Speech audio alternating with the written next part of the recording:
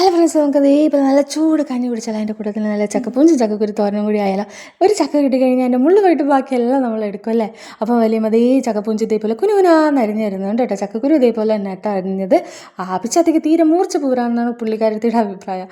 എന്നിട്ട് നമ്മൾ ഒരു ചട്ടി എടുത്ത് അടുപ്പത്തേക്ക് വെച്ച് ആവശ്യത്തിന് എണ്ണ ഒഴിച്ച് കടുകിട്ട് വറ്റൽമുളകിട്ട് കറിവേപ്പിലയിട്ട് ഒന്ന് മൂപ്പിച്ചതിന് ശേഷം നമ്മൾ നേരത്തെ അരിഞ്ഞ് വെച്ചിരിക്കുന്ന ചക്കക്കുരും ചക്കപ്പൂഞ്ചും കൂടെ അതിലേക്ക് ഇട്ട് കൊടുത്തിട്ട് സവാളയും മഞ്ഞൾപ്പൊടി ഉപ്പ് കുരുമുളക് പൊടിയും കൂടി ഇട്ട് നന്നായിട്ടൊന്ന് മിക്സ് ചെയ്തതിന് ശേഷം ആവശ്യത്തിന് ഒരു ഗ്ലാസ് വെള്ളം കൂടെ ഒഴിച്ച് മൂടി വെച്ച് വേവിക്കണം കേട്ടോ. ഈ സമയത്തിന് നമുക്കൊരു മിക്സിയുടെ ജാറിലേക്ക് ആവശ്യത്തിന് തേങ്ങ, വെളുത്തുള്ളി, പച്ചമുളക്, കറിവേപ്പില, ജീരകം കൂടി ഇട്ടിട്ട് നന്നായിട്ട് അരച്ചെടുക്കണം. എന്നിട്ട് മൂടി തുറന്ന് വെള്ളമൊക്കെ ഒന്ന് നന്നായിട്ട് നമ്മൾ മിക്സ് ചെയ്ത് കൊടുത്ത് വറ്റിച്ചെടുക്കണം കേട്ടോ. അതിനുശേഷം ഈ അരപ്പും കൂടെ തട്ടി കൊടുത്തിട്ട് നന്നായിട്ട് പച്ചമണം പോകുന്നവരെ ഒന്ന് ഇളക്കി കൊടുത്തതിന് ശേഷം സംഭവം ഇതേപോലെ കിട്ടും. പിന്നെ കഞ്ഞിയുടെ കൂട്ടത്തിൽ നമുക്ക് കുടിക്കാം. കൂടെ അച്ചാറും കൂടി ഉണ്ടെങ്കിൽ സംഭവം പൊളിക്കും കേട്ടോ. അപ്പോൾ കഴിച്ചു നോക്കിയിട്ട് എങ്ങനെയുണ്ട് എന്ന് പറയാം. ചൂടുണ്ട്, ചൂട് പിടിക്കേ. അപ്പൊ കഴിച്ചാലോ എങ്ങനെയുണ്ട് ഇത്?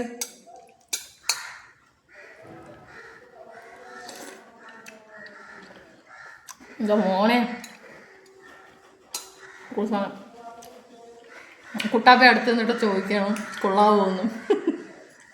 ഉണ്ടോ ഇതോ വലിച്ചല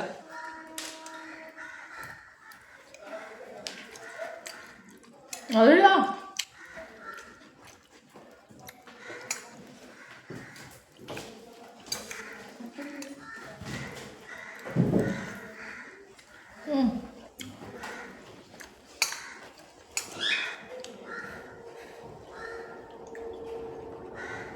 ചൂടുണ്ടോ